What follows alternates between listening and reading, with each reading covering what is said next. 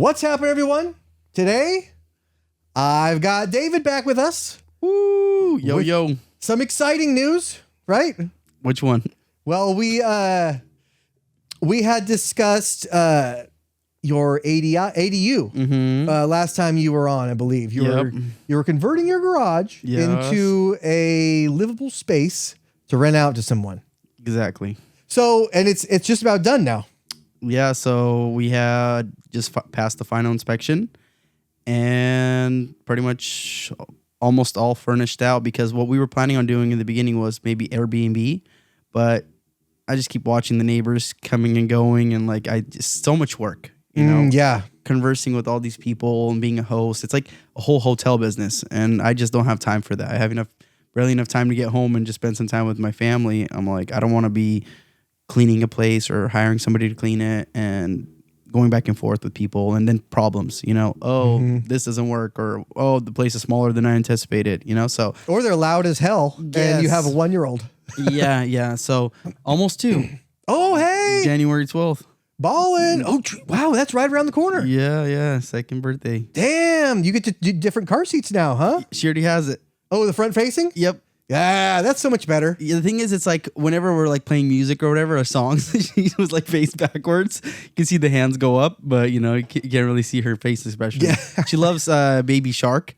Oh, who doesn't? So every time we get in the car, she goes, Baby Shark, you know, so, and she sings to it, and it's pretty cool. But pretty soon it'll be Lady Gaga, but never Taylor Swift. You just got to make sure you lead them the right path, you know? Yeah. I mean, yeah. When I remember when my kids were that age, and they were like, it was right before they had switched the car seat, and car rides sucked. They hated being in the car. It's like, yeah, that sucks. That does suck, riding backwards like that. That makes me want to yak just thinking about it. Like when we were kids, I don't know if you ever experienced this, but we had like a Ford Taurus or something, and they had the seats that would face backwards. My dad, he put 2 bucket seats into his truck bed, like screw them down. Oh, facing backwards. But we thought it was cool because he had that little window. Yeah. We would like talk to each other backwards, you know, and we'd pass food back and forth like on road trips. But the reason why we did that, because my dad had a Dodge Dakota. It was a 3-seat in the front, 3 in the back, so 6. But there's 7 of us. So the 2 older ones, me and my older brother, would be in the back in the bed. And then we would just kind of like, because it would just not make sense to buy a van, because where would you put everything once everybody's in the van? Yeah. But now you still have the truck bed, even though we're in the back over there. So my dad and his brother-in-law, my mom's sister's husband, they jiggy rigged the 2 seats in the back and like made it all legit, welded them down, the brackets and everything. And so that was the only time that I had ride backwards. Was like at an older age, was in the Dodge Dakota, but we thought it was pretty funny. Damn. Well, back in those, what was it? Probably like late 90s. Dakota, those were deceptively fast. If you got the V8, the Magnum ones. No, my dad had the V6. Ah, shit. Damn it. But the thing is he had the camper, and he used it for work mostly. He works at the post office, and when they didn't have enough like post office cars, because those things, I was gonna say machine, but post office, because those things are all kinds of weird. But they would always break down, and they would ask people at the post office who wants to work on their car, would give you an extra, you know, amount per day for your vehicle. And so my dad worked on his Dodge Dakota. It was really bad on gas though. So I mean, like whatever amount they gave him to cover gas would cover gas, you know? Yeah. So now he still works on his own car, but he works on a Prius. And so it's like been like 10 years since the Dakota, but now it makes sense. But going back to the Dakota, it was just a gas guzzler, all kinds of things. But it was a good, solid car. For the whole time we had never had any issues with it. Yeah, I see that sometimes with like our mailman. They have like their own car or whatever. Yeah. But you know those mail trucks, they don't have to pass smog, and they have no catalytic converters. Really? Yeah. I had no idea. Isn't that wild? Isn't that like the same car that the ice cream men have? A lot of times they just paint them and they have the ice cream like stickers on the outside. Yeah, it's like, who's getting these cars? Where are they? Who's making them? Like those like foreclosure auctions. Yeah, like the I guess the shaggin' wagon from Dumb and Dumber. That was an actual like Ford van, right, or Chevy van or something. Yeah. But have you seen Up in Smoke with Cheech and Chong? Sounds familiar, but I don't recall. Because they had one of those kind of like the kind of ice cream man trucks, but it was completely made out of marijuana, right? So the panels of it were like compressed marijuana and everything. And like, anyway, it's a movie from the, I think, 70s or 80s. I know who Cheech and Chong are, but like I didn't watch Up and Smoke movie. Yeah. Well, it's a throwback. It's not really a Christmas movie. It's probably not the season to watch that, really. Yo, it's Christmas time. Let's go watch some Up and Smoke, Cheech and Chong. But you mentioned that thing only seated 7 people. I just sold my Yukon that seats 9. Can you believe that? I finally sold it. So wait, how did they find you?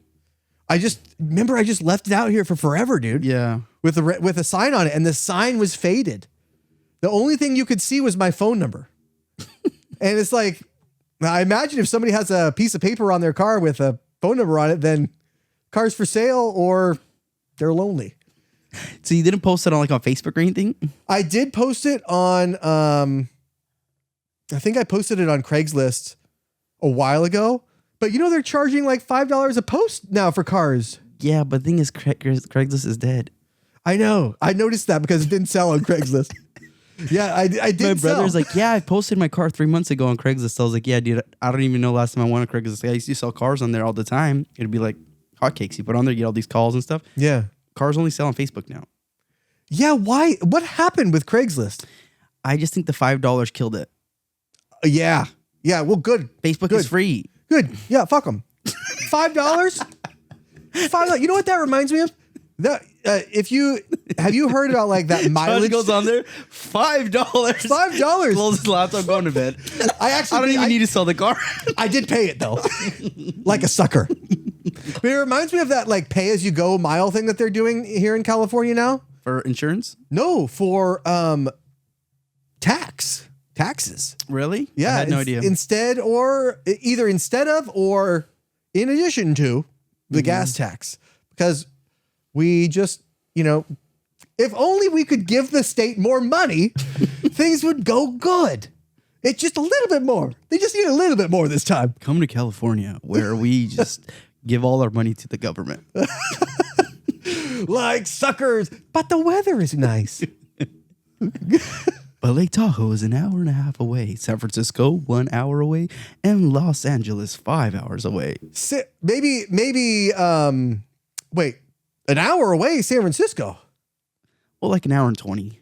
Matters when you're going. That's true. Yeah, that is true. I can make it to San Francisco an hour and 20 if I leave around 7 a.m. Maybe it's like 6:50. But if you leave after 8, you're going to be in traffic. Yeah, that's a fact. Yeah, you got to be leaving to the Bay like early morning or after 10 a.m. From 10 a.m. like 10:30 to 12, you probably make it there in an hour and a half. Yeah, you gotta leave to where you can ride that diamond lane and not get in any kind of trouble. Yeah. Yeah. Back to your ADU though. Yeah. So you had contractors come by and finish this, but you and I just couldn't get over it at first that you would sacrifice a perfectly good garage, being a car guy that you are. I have a shop. I know. I'm jealous. I'm envious of that. But like you sacrifice that and you do, it's basically like, from what you said, and we'll go take a look at it in a little bit, but from what you said, it's like it's not just a bed and a sink in there. It's like an actual like 1-bedroom apartment.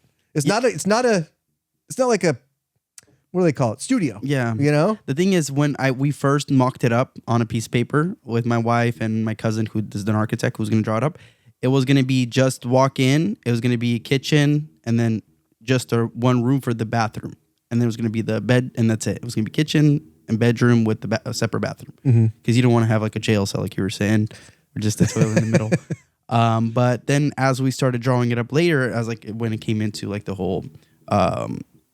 wherever they draw it up in the architects, the blueprints of the house where we had to submit them, he ended up drawing a bedroom. And he's all like, do you think it would make sense? And we went to the garage and we got a tape measure and we measured it out to how the bed would stand, where the closet would be, and how big the bathroom would be.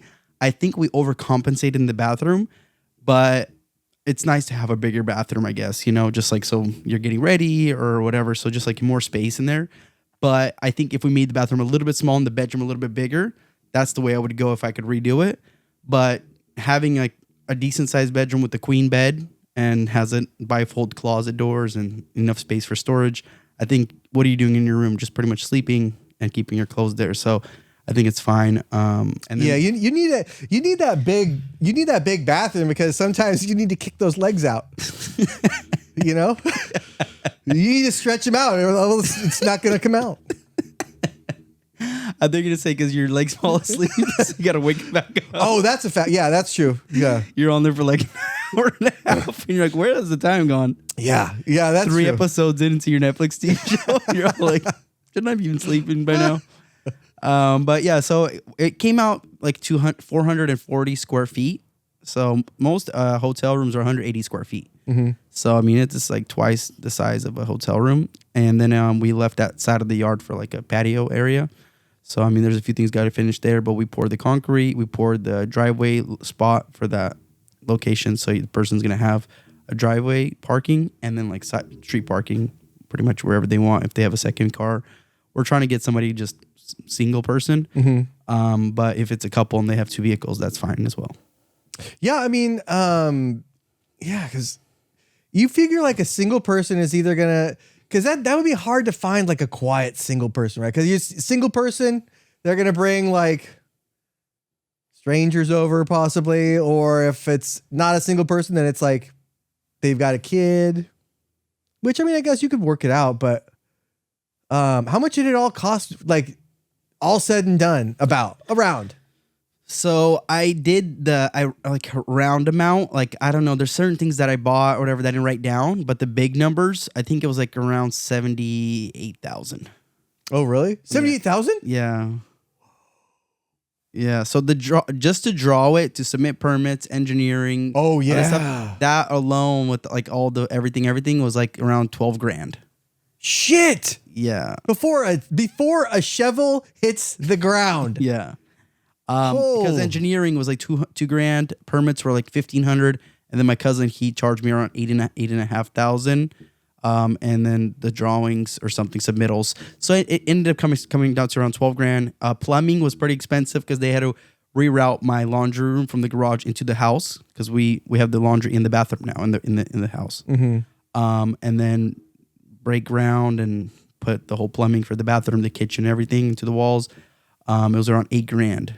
With all the finishes. So he broke the ground, he poured the concrete after he did all the underground, all the walls, all the materials included. And then once I had the kitchen come in, he put in the sink, the faucets, the bathroom, the toilets, pretty much everything that you can see for plumbing. He did it all in 8 grand. And then windows were like $1,000. Electrical was my buddy helped me. I helped him pull the wires and stuff, but I gave him like $1,000, and the materials were like 2,500. All the wiring and all the receptacles, lights, everything. What else was expensive? Framing was 6,500.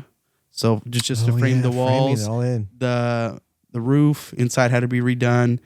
The ceiling, I mean, the walls inside had to be redone, opened up. Frame out all the windows. That utility room, frame out they had to like replace the beam because there was no where the wall was behind the washer and dryer.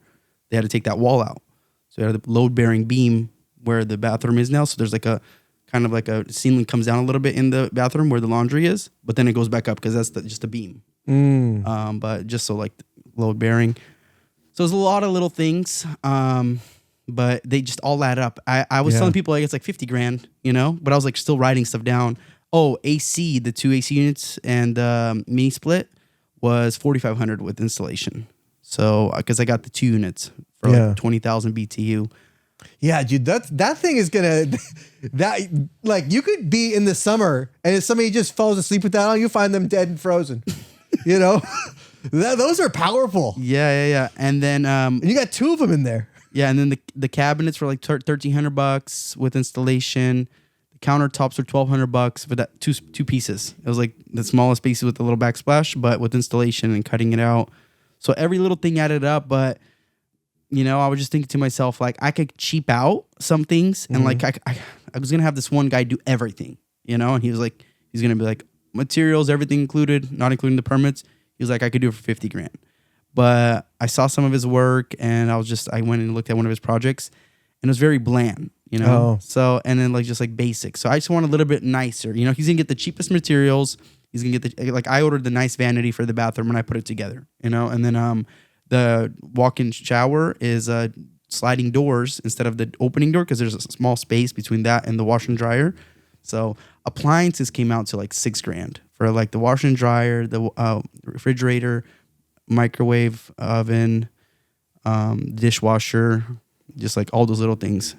So pretty much every little thing added up. So I think it's like around 80 grand total. Yeah, I mean that makes sense because you didn't just get a shed. You went and you had to do framing. You had to do the plans. You had to do sewer hookups. You had to do plumbing hookups. We don't have plumbing or sewer in there. Yeah. You know, electrical. We have electrical, but I mean, all that stuff, dude, that is wild. Just the that adds up sub for sure. panel electrical like materials were like $2,500. I had no idea that electrical stuff cost that much. Just like those wires, like every single like pack of wires, like $50-$60. We had to like run like 10 of those, you know? So you're like looking at like only $500-$600 in wire. Yeah, dude, that's why homeless people be stealing that copper. You know, those homeless people, you got to watch that copper around them. Like, yeah, like I just got new copper piping. Next thing you know, they're just like cutting your walls. Next thing it's gone. Yeah. Let's go check it out. Yeah, let's do it. Right. Back to the house. I just moved it from that fence. So that behind the fence is still my backyard. So they have like a little area if they have like a little dog or something. Yeah. To go potty? I'll put like a little, I was thinking of putting a little patio maybe cover and then maybe like a bench, 2 benches and a little fire pit or something. Oh yeah. And then this is the AC mini split unit that goes outside. It's pretty quiet. Oh, okay. That's a it. big one. Look at this. Boom! We got a whole kitchen in here. Damn, so this used to be your garage. Yeah, 480 square feet. Right behind this wall is my house. It's like a utility room with the water heater and HVAC system. So this is, and it's a closet here. Yep. Need to finish a few things in there, but yep. And I thought the microwave was going to be closer down because I thought these cabinets were bigger, but I guess it's higher up, but I guess it makes sense. It's the hood, and then it has like the little light and everything built in. And then the vent. So you got the kitchen here. Yep. And you have a bathroom. So it's look at this. Look at the bathroom. Boom. It's like a legit ADU. Yeah, look at this. It has a washer and dryer. Oh man. Dude, and this used to be your garage. Yeah. All of this was a garage at one point. Yeah. So there's like a little living room. Yep. And then this is the bedroom. So you didn't make it into just like a studio. Nope. Whole bedroom, and then it has like this bifold closet. I still gotta put like the shelving and stuff in it. But shit, dude, this is legit. Recessed lighting? Hey. Bro. You got 2 units? So this one's just for the bedroom because if you close the door, you want a different temperature in here. Oh. Yeah.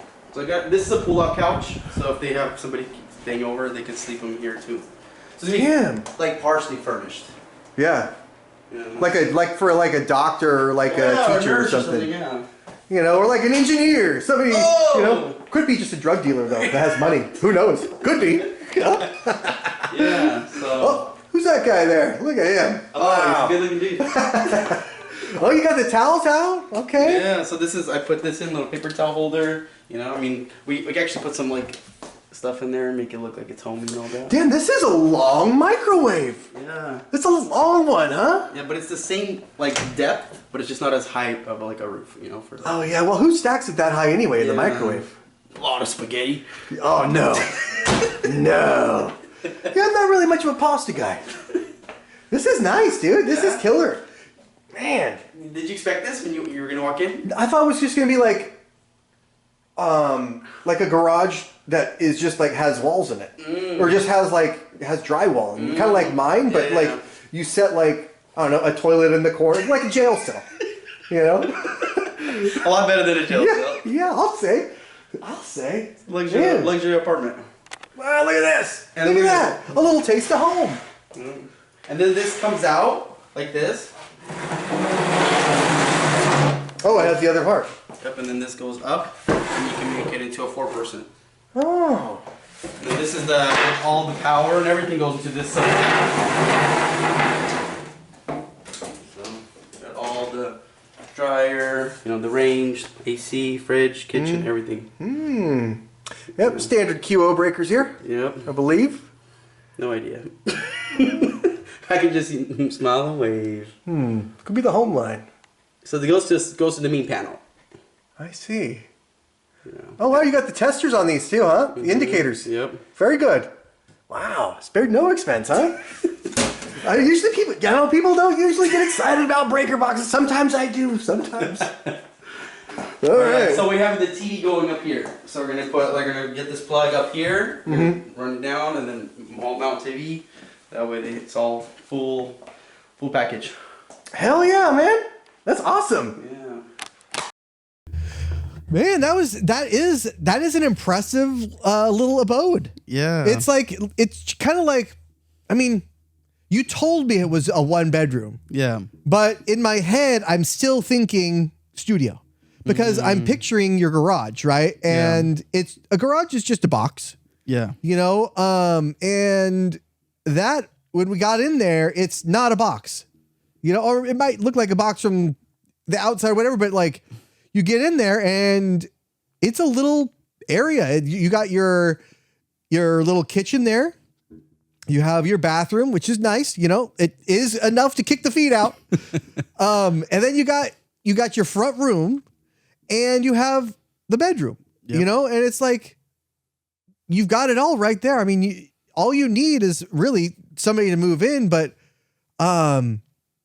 like, did you do the installation yourself or the guy you hired do installation too? Yeah. So when I was looking for drywall, the guy who does drywall, he had an installation guy.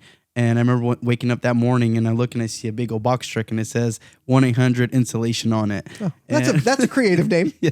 Huh? You know, did you know that 1-800-GOT-JUNK, the guy, when he was looking up that phone number, because they had some other net phone number, the guy was from Sacramento and it had phone number, just a random, you know, numbers at the end, and they spelled out got junk. So the owner called the phone number and guy picked up from Sacramento and he's like, hey, can I get the phone number? And he's all like, our business isn't really using it. We could change the phone number. So give me $1,000 for it. So he ended up making $1,000, but I mean, it's a really big phone number now, you know? Yeah. It's all those junk trucks. I mean, it's not like 1-877 cars for kids. It's not that big. But I see what you mean. And people do that with domain names for internet addresses too, right? Just buy up the domain and wait for somebody to get it. Yep. Like, did you know that Kanye 2024 was a thing? Because he was going to run for president, so somebody made the domain name trying to sell it to him. Man. Goodness. Speaking of Kanye, you know, guess who just got reelected? Yeah, who got reelected? So this is going to be weird. It's going to sound kind of weird. But there is a real politician in real life today, and his name is Adolf Hitler. No way. Yeah, he's got reelected. Okay, so he was already elected. He was already president. He's doing a great job. He was the president, and nobody was talking about it, right? Yeah. Well, I don't think that's the video that we need, but it's this guy here. Crazy. I mean, I also read that he was trying to get his name changed, you know, but I mean, at this point, it's already on all the legal filings. It's all on everything, right? And he got elected the first time in, I think, 2020. Yeah. So the reason, obviously, we didn't know about this was because we were all preoccupied with COVID, you know? But now that we can pay attention to other things except COVID, how the hell did this get by us? How did why are we just hearing about this now? What's interesting is that, like, it's a pretty wild name. Yeah. It's like, what's the worst name that you could name your kid? I mean, I'm sure somebody out there has named their kid Lucifer. Yeah. Or, I mean, but Joseph Stalin? I don't know. Like, that's really the only one that's up there. Although Stalin killed more people, but, or Mao? I don't know. You've got Mao. Or Jeffrey Dahmer, if you a wonderful name to name your child. Yeah, I mean, what's the worst that can happen? Why do you just name him like Shitface or something? Like, what's so? Was that his grandfather's name? He was born with a little mustache. I mean, dude, you went for the first and last name. Yeah. Like, you couldn't just name him like Dolphy or something. Like, even Dolph Lundgren from like the Rocky movie, he goes by Dolph for a reason, you know. And like apparently Germany had contacted him and said that it was like inappropriate or something. And he was like, well, we tried to get it changed, and then that's when I told you, like, it's on all the filings and everything. But dude, did you just realize just now that was a bad name? Because World War II, that was the whole world. That was probably here too. And so I honestly don't know what side this country played in the war, but I'm leaning towards not our side. You know? Like, and the thing is, it's all like what came to their mind when they were like naming their child, you know, like it was like the best person they could think of, you know? Yeah. Like I can't think of anything. How about Adolf Hitler? What about George? No, no, we got to do Adolf Hitler. It just seems like it was like a bad joke, you know? Yeah. But I mean, little did they know that this guy was going to actually be the head of the state one day. It sounds crazy. It doesn't sound real. But yet here we are. We're in the period of time where things are crazy. And it not sounds real. like when Arnold Schwarzenegger was our president. I mean, our governor. Governor, yeah. It's the same thing. It's like when they found out his name, they're like, he's gonna be our president. Yeah, well, dude, but remember when we were doing that? It was like between Arnold Schwarzenegger and like this porn star and some like career criminal, and I think like a bad episode. Danny Bonaducci or something. Like a bad episode of like, I don't know, South Park or something. I thought it would be a pretty good episode of South Park. But yeah, I mean, I'll be back. Still, it doesn't compare to this. And the thing is, like, the people voted for him. Imagine going to the ballot box and you're like, George, Larry, Adolf Hitler, for sure. There we go. Got my vote, Dolphy. He must be a really good guy. I mean, yeah. And you know what? I bet he can fight. Oh, yeah? I bet he can fight. Because, dude, can you imagine growing up with that name? Like, people start so much shit with you. And I bet he can. Look at him. Dude, hell yeah. Stuff. That head is one big muscle. He's like the Kingpin from Spider-Man. It's a rubber head. He just like bounces off, off the punches. Dude, that's wild. I couldn't believe it. I had to bring it up. I had to. Speaking of Kanye. Yeah. Now it's Kanye 2028. He's just going to keep pushing it back. So we actually, we finished our construction as well in my wife's shed out there. Yeah, you told me that her mom bought it for her. Well, I think it was her mom and her dad bought it for her 40th birthday. Mm-hmm. She's not 40 now. And so it's taken a little bit. I'm not going to say how old she is now, but, the shed got dropped here. I was here when that happened. I just was driving by and I remember just big old flatbed pulled up. Yeah, dude, it was like surreal when that finally came, and it got dropped here. Then we, had to anchor it down. So we drilled big augers into the ground and everything like that and cabled it down. And then we did insulation. I did insulation on the walls and I did insulation on the panels on the top. And, then, we did drywall. We did, paint. But so I was doing the drywall, right? And she wants this all flat walled, right? Yeah. All flat walled. So no texture.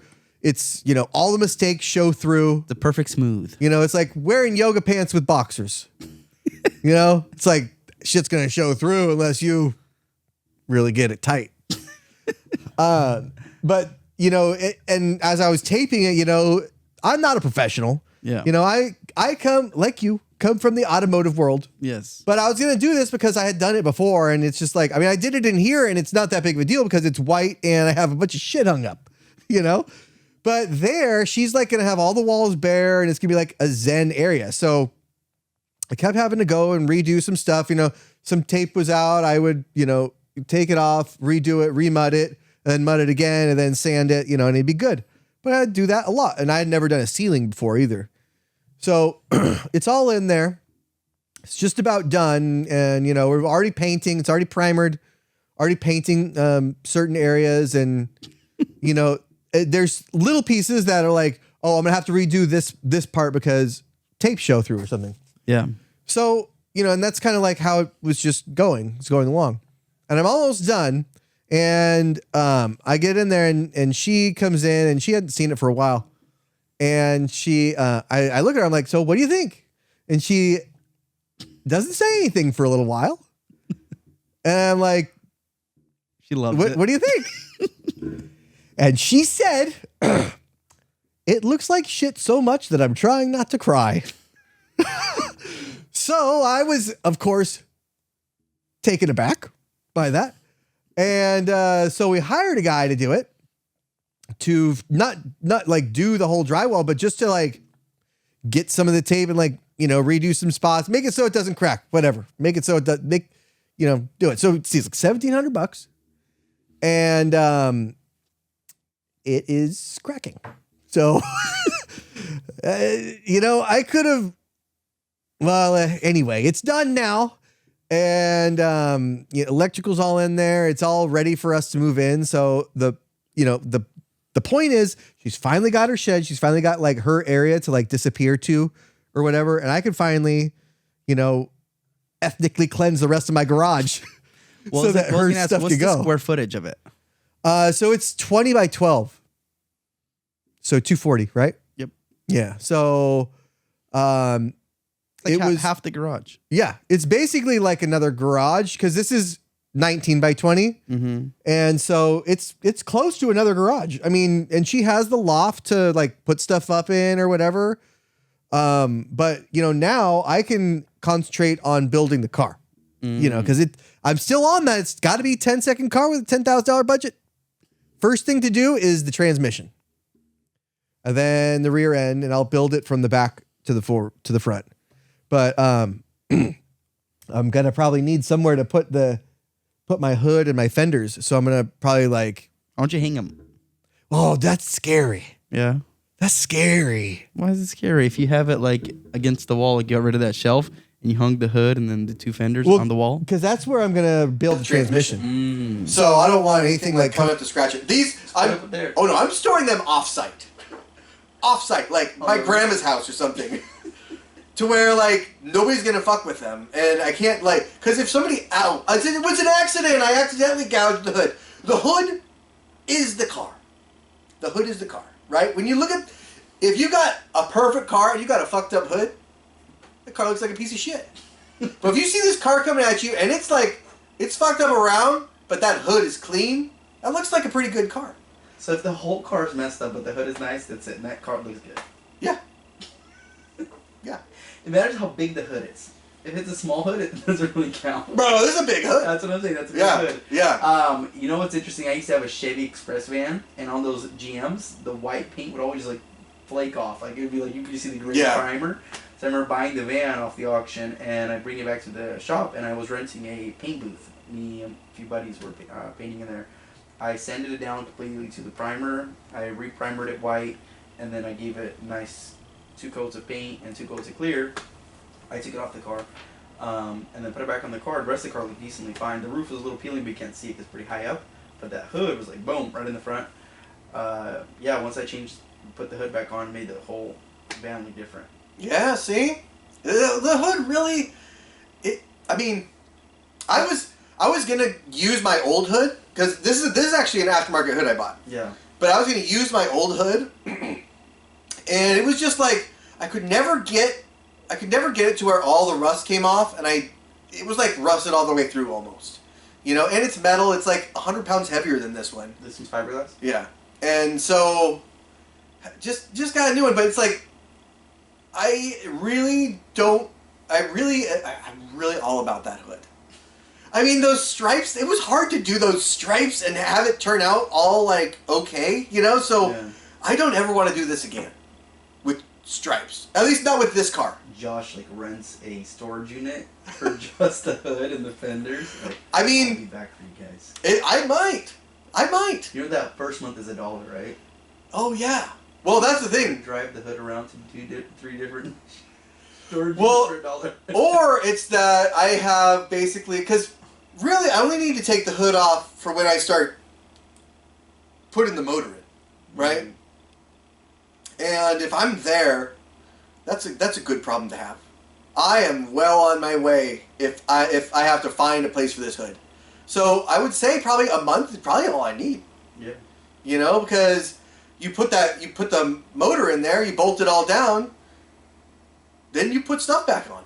Yep. You know, and like I just hope that there's not something that's like the paint is stuck together on the two of these things, so when I peel them apart, it's like or something. You know, I mean, there's so many things that can go wrong.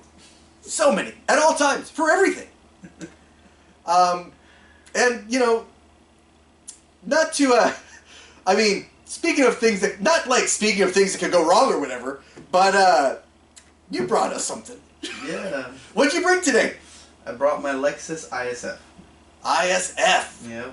And I noticed that, I mean, every once in a while, because you have a lot of cars. Not like, you go through them. Like, you cycle through cars a lot. Yeah. And I always watch, it's like, what's he got? What's he got in there? It's like, I saw that IS-F, and I was like, oh, you got to bring that over. Yeah. Because, you know, Japanese V8s, you don't see those unless they're in a Tundra. Yep. You know? Let's check it out. Yeah, let's go. Look at that, I got the F here.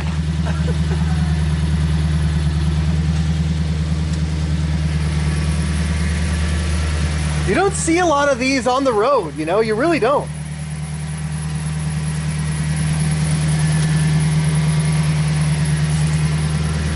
has the F on the steering wheel, and then it has like the carbon fiber interior. You have like the carbon fiber window switches. All this is carbon fiber. It has like the F on the steering wheel. Oh, look at this. Yeah. This is nice. I can't believe you want to sell it, but I mean, I know. And then it has the extra spare tire in the back. Oh, is that comes with it? It's not belted in safely though.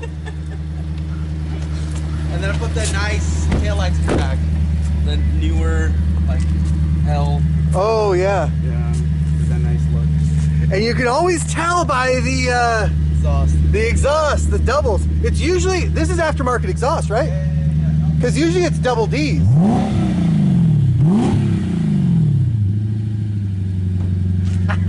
That's a good shot. Yeah. And then I like the license plate SNL. I thought that was pretty funny when they gave Saturday Night Live? Yeah, 335. Dude, there's just something very unique about it. It has these fenders where like the vents in it. Oh, for the brake cooling? Yeah. And then it has the brake cooling mesh right here. And then that goes like to like the vents to the brakes, the calipers. I think this comes with the Brembo's like stock. Yeah. Yeah, they really outfitted these with everything that they could. Yeah. It's like when in Japan, they always gave themselves like the best option of the cars. Mm-hmm. So we only got some of the nice ones, you know? Well, in Japan, this is still a Toyota, right? Because Lexus is American. Yeah. They had to make Lexus for us the luxury, you know? Yeah, we love that luxury though. Yeah. All right. Oh, you got the little Lexus. Oh, that's nice. I have these on my daughter's car seat. That's what they're for car seats. Okay, so we got, that's drive? Yep. Oh, that's neutral.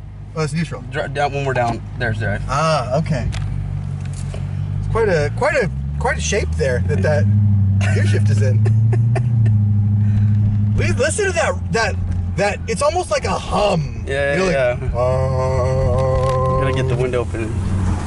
I mean, I love American V8s, and I will always have one. But this, like when I saw that you had one of these, I was like, oh, you gotta bring that over. I think it's like after having 150 cars, you're not as excited.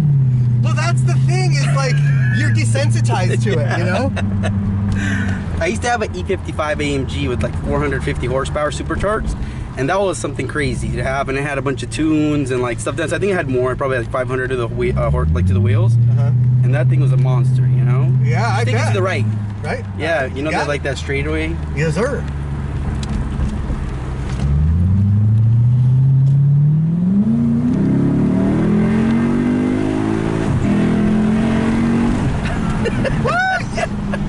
Yes. God, it feels so good. It feels so good. Damn, it feels good. Take it right here in the street light. We could go down that street. That one's a fun one. No, not right here. No, at the street light. Oh, the yeah, by the school one. School's out. Children are not present. We're in Mexico. Yeah. Oh yeah, this is filmed in Mexico on a closed road. By the way, just let everybody know. Oh man. It doesn't sound like a V8 sometimes. It tricks you, you know? Yeah. It's a sleeper. It definitely is. It's unless you knew exactly what you're looking for. Yeah. You're just gonna think this is an IS something, right? Yeah. But it's an IS-F, right? Yep. Okay. Yeah, the IS-F came from 2008 till 2013 in the U.S. market, and this is a 2010 model. So this is the run right before they put in the LSD. So this doesn't have LSD. Oh. So then one right after this had LSD in it. So that's what kind of sucks. We can't be doing drugs while we're driving anyway.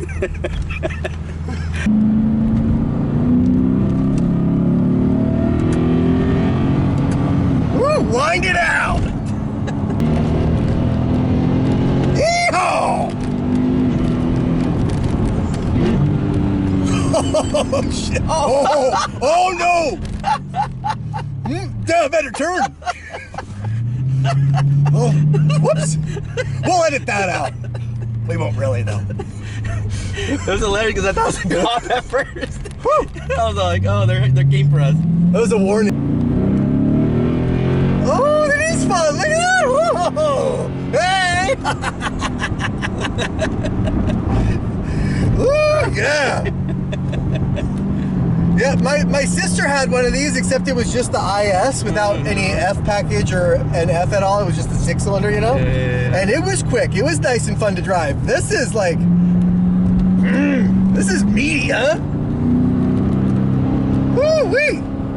I like the rumble that it has. You know? Yeah, and it's a high pitched V8. It's like a high revving V8.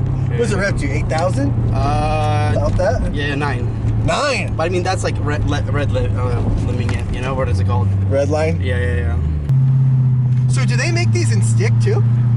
They made the IS-350 stick, no ISFs in stick. I made the Japan model, but not in the States. Oh, I bet. All were automatic here. Yeah, Japan would get something like that. Yeah, so they have the LSD diffs. So that was the more torquey one. That one that had like a little bit more horsepower. I think this one came with 401, and that one I think has like 440 or something like that with the LSD in it. Oh. And it has like the speedometer, it has like the speed in the middle, and has the 1 for the RPM in the middle. Oh. So it's just a few little kinks that they put into the 2011 model. Why I know all this is because we had one for parts. Oh, really? Are they Yeah. interchangeable? Yeah, you could just get it and plug and play. So it's the same motor, they just... Yep, they put a different a diff in there. I think more like, I forget exactly what else they put in there. I think they might have put like a few... I go left here, right? Yeah, small modifications. It's not like I live here or anything. Yeah. Well, we're in Mexico. Of course we don't live here, Josh. Oh, that's what I meant, yeah.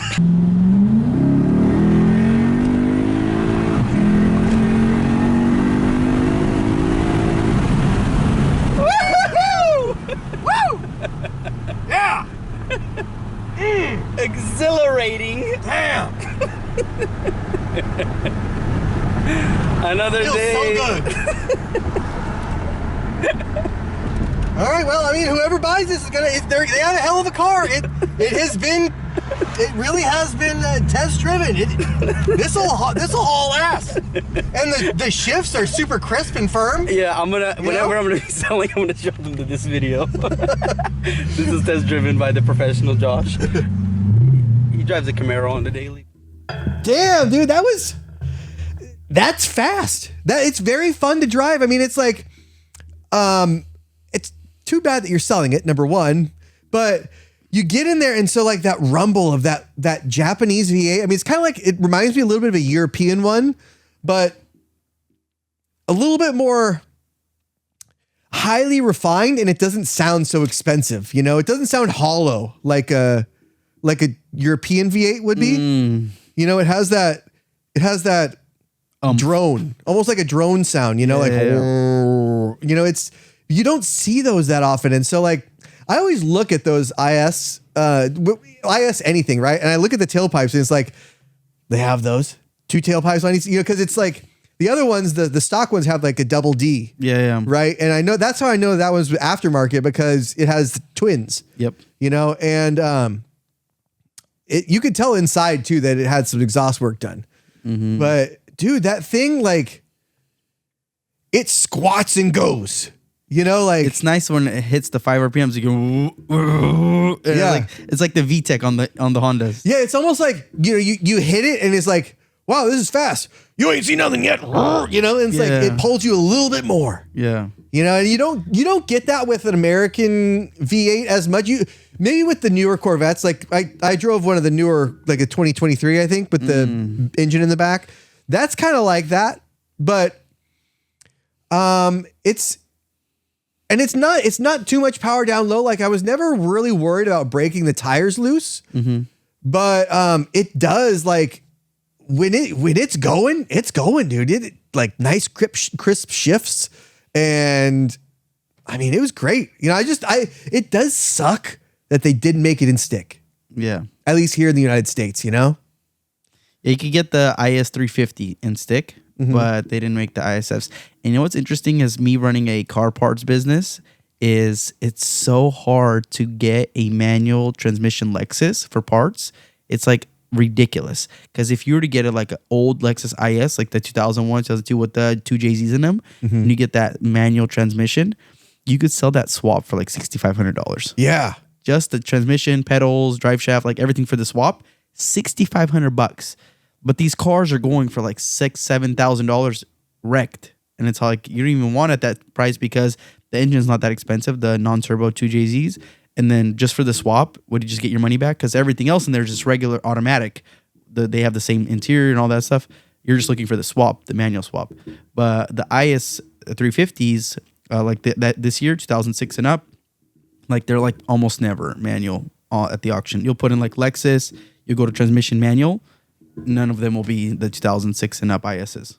They're like super rare. What transmission is in that? Is it 6-speed? I think it's 8. Oh, it is? Yeah. Oh. Yeah, because I was driving it the other day and I was like 7, 8. I was like, okay. Oh, damn. Yeah. Yeah, man. That is just, it's so novel because you never see a Japanese V8 unless it's in a Tundra or a Titan. Yep. That's it. You don't ever see them. And it's just like, do they still make those? No, I think the last year they made them was in a GSF, and it's a little bit different engine already, but it's the same like concept. I think it was like 2019. I think. Oh yeah, because it's like the same kind of. It's a little more excitement than I get when I see like one of those V8 M3s. With the big bubble hood. Yeah, and it's similar to sound, but it's BMWs have V8s. Some of them have V8s. Yeah. Toyotas don't have V8s. That engine was made only for this. Yes. Only for this car. It's not in anything else. So it's obviously not a 2JZ because it's a V8, but are they planning on using that for anything else? I'm not sure. The thing is, in Japan, they're really big on small engines with big turbos. 2JZ, big turbo, Supra. They put them in the Lexus GS300s. They had the turbo in there. I forget what the Toyota something there. It's not the Lexus there. Aritzi or something like that. So they have a lot of small engines with big turbos on them. So I think the V8 market is mostly for America. They want to compete with those muscle cars. Yeah. Well, let it always be for America because I really don't ever want there to not be a V8 market.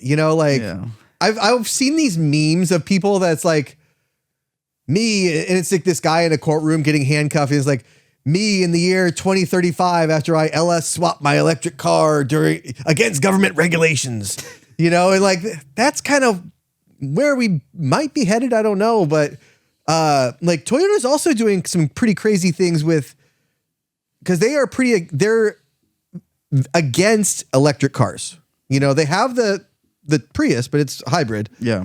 And they are doing a lot of research to hydrogen cars. Yes. And they made that some kind of 400 horsepower hydrogen powered V8.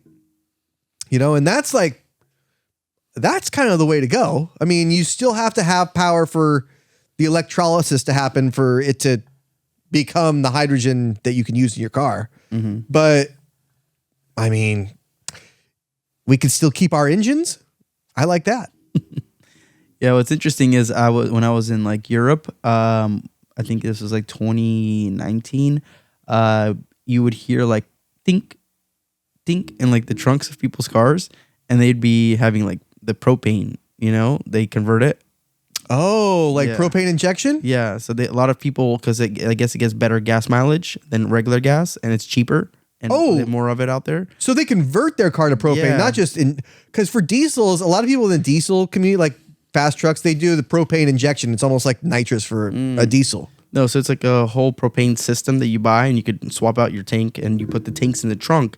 So when you're driving here, like that tink sound, like the propane sound, and I'm like, what's that sound? Like, oh, it's converted, And so I guess like it's technically supposed to be like more fuel efficient, but I guess in the last years they've been bringing the price up for all fuel, including propane, so it's almost same price per gallon. Oh. Even like the other day, I was filling up over here propane for my forklift at the shop. Paid like $3 a gallon for propane, and I mean that's pretty expensive for propane because it used to be like $2.50, two something. Now it's like $3.25, per gallon, and gas is like $4 a gallon. So I mean, and in those countries, in Europe, it's like gasoline's like $6 a gallon, and then propane's $5. So I mean, like redoing your whole car used to make sense, like $1.50, $2 a gallon over there, and now it's almost the same price. Yeah, but all the countries over there are really small, so you're really not driving that far, unless you're in Russia. Yeah, but I mean, China. let's say like you're over there, but you're like a taxi driver. That's where I really heard that sound. It's like when I was in Poland, and you're driving more than usual. You want to save some money somewhere. So what happens if somebody rear ends you? Explosion. Insurance? What insurance? Death. Yeah, that's what a lot of people worry about. It's like those gas trucks that are driving. And it says like, keep 15 feet away or whatever. Yeah, you're just driving with an explosive tank in your trunk. Shit. They say that you can't drive in your car with more than one propane tank. Like even if you're like doing an exchange for your barbecue grill or whatever. Do they say that? Yeah, and I usually take 2 tanks for my propane tank because I'm like driving for one. I have 2. I'm like I'm gonna fill both of them up. And then I remember this one guy's like, I'm not supposed to fill both of these. And I'm like, why not? He's like, you're supposed to only fill one and drive with the one in the car. Because if they're in the car and like you stop really hard and then one tank hits the other one, they could blow up. I did not know that about that rule. I mean, I usually put one in like the back seat and one in the front seat just because I don't want them rolling around. Yeah. I mean, what kind of madman just throws two propane tanks that are full in the back of the bed of his truck and just like, hey, fuck it. I mean, that's a special kind of person. Yeah. Bless his heart. Like dink, dink, dink. So you're selling this now? Yeah. So the thing is, it's like when I bought it a year and a half ago before I purchased my BMW M5. And it was just standing in the yard at the shop, and then I needed to find the OEM bumper because when I bought it, it was like side swipe, but like very lightly on the bumper and the fender. So I found a headlight fairly quickly. I ended up repairing the fender; it was minor. The bumper was missing; it wasn't gone when I got the car. So I ended up finding one on eBay, brand new OEM bumper that somebody bought from Lexus, and it's discontinued. They had it up $250 local pickup only, and the funniest thing is it was in Rancho Cordova.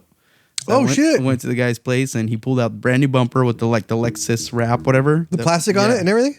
I opened it, brand new bumper. He bought it at some point. It was like he also did parts, but he bought this bumper. He was gonna fix the Lex at the time, and then I guess he found one that was paint matched, so he didn't have to paint it. So he bought another one, and this one just been laying forever. And I guess he didn't want to ship it. So many people hit him up over the years to ship it. You can't be doing that. So it was like perfect. I went, got it, and then I had to buy like the grill and a few other pieces. So when I got the bumper painted, matched, and the fender fixed, then it sat in the backyard, and I started taking care of the ADU. And it was in the backyard for like 6 months. And then I finally got it out, took it to my buddy. We did all the fluids. He charged the AC because it wasn't working too well, and he had found a small leak. And then I just got it detailed recently, and I'm like, just got to post it up and sell it now. Well, now there'll be watching this all across the country. Tens of people will see this and will clamor to your car. 10s in one. 10s in one. Yeah. No, but yeah, so it's interesting how like when you get in a car, for me, is I don't really see it as exhilarating anymore. I don't know what it is. After having the electric car, the Mach-E, you get that instant power. Mm-hmm.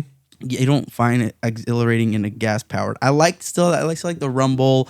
I still like the the umph that it gives when you give it gas, but you get instant power in electric car.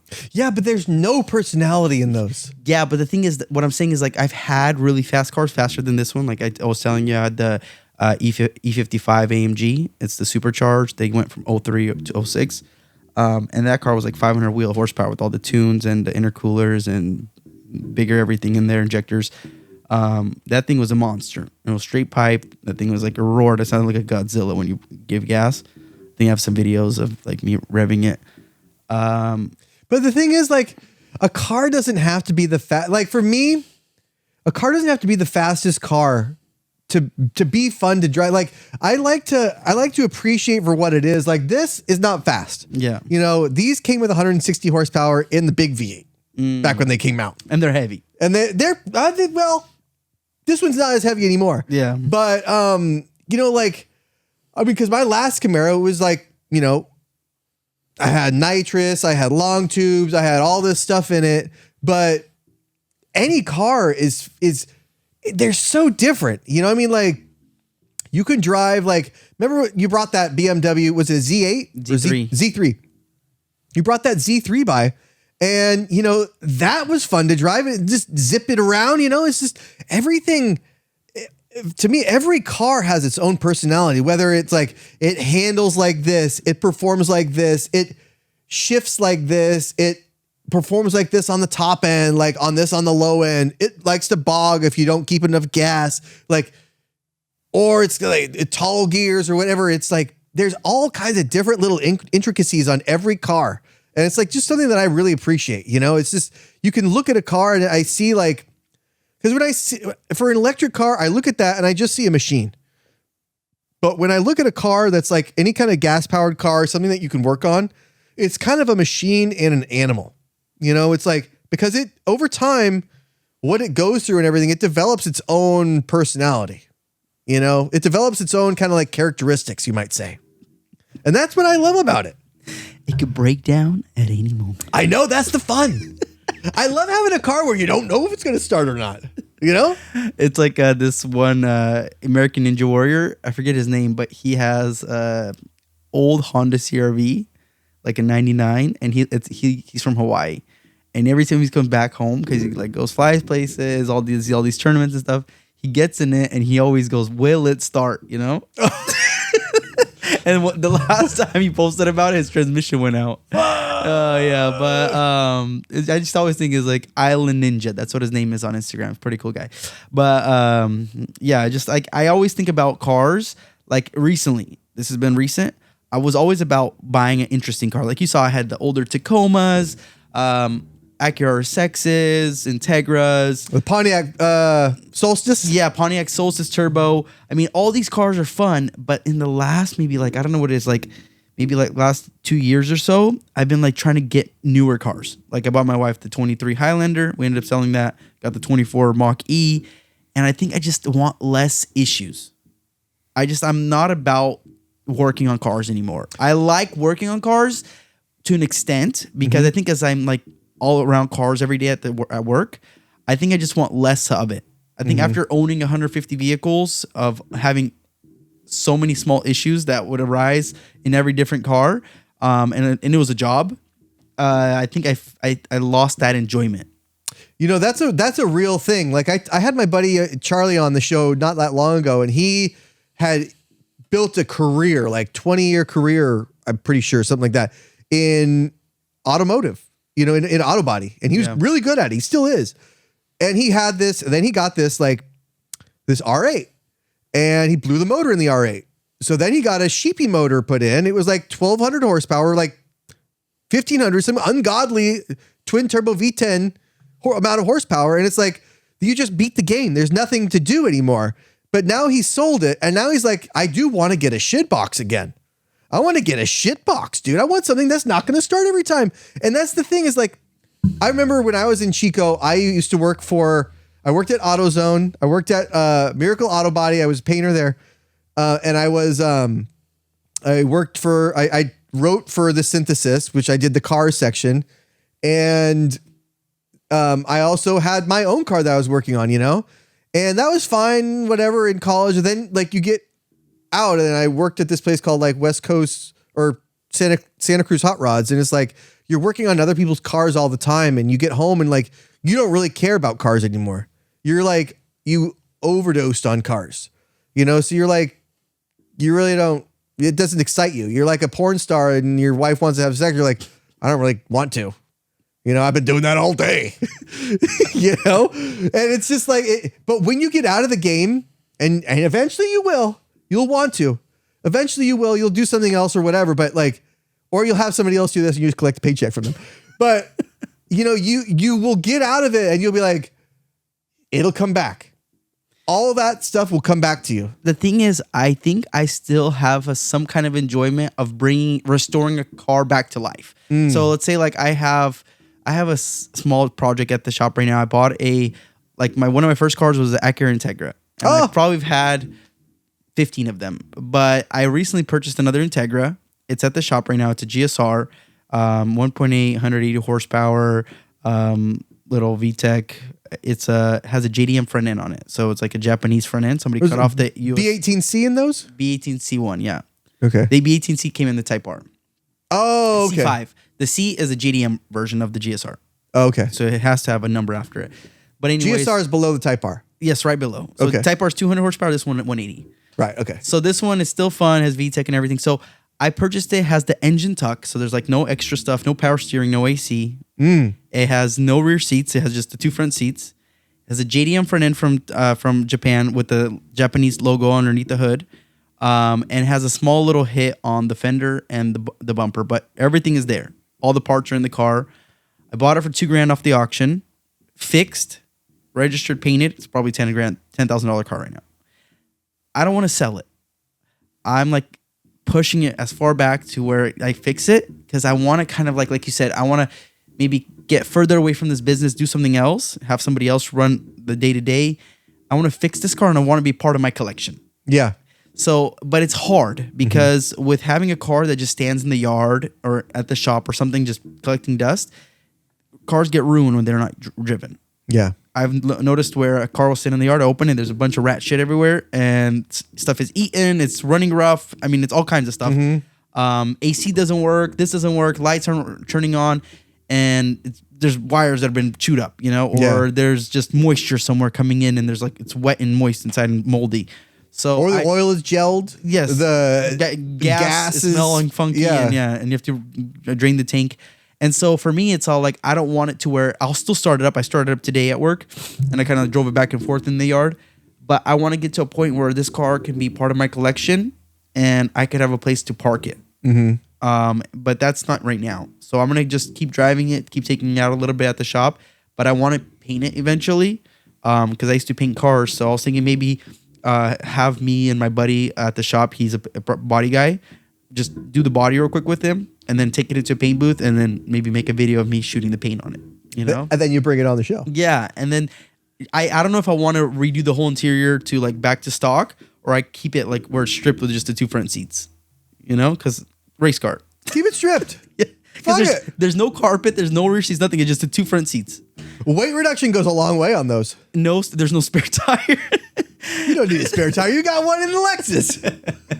It has a Type R speedometer with the kilometers. Oh, really? 10,000 RPMs.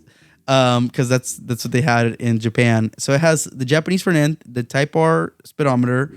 So Japanese front end is not the circle headlights, right? Yeah, it's like the flat, longer headlights. But yeah, so it looks nice. It's a hot red color, wrought red or whatever they call it. So it's a nice little fun project. And that's what I think I still enjoy is those cars that when I was like 15, 16 years old, looking at them like, wow, I want one of those. And then when I get it in and I'm fixing it and I'm bringing it back to life, I enjoy that portion of it. The driving, not so much. I don't know what it is. I think it's like the driving is like, but when I get it from like when it comes in and it needs love and when it's finished, I am excited about that. Like I had a 2001 Honda Odyssey come in. This was like, like the van? Yeah, it was like maybe like 4 years ago, and I just started painting. And this thing was black with a leather gray interior, and the interior was nice. I think it had like 95,000 miles on it, so it was low miles for the year, and it was faded completely. I remember just like I would do my day-to-day job, and then like before I went home in the evening, it was like summertime, I got the sander with the compressor tank, and I would sand the whole thing with like I forget, like 500, 400 grit, the whole thing. I sanded it all down.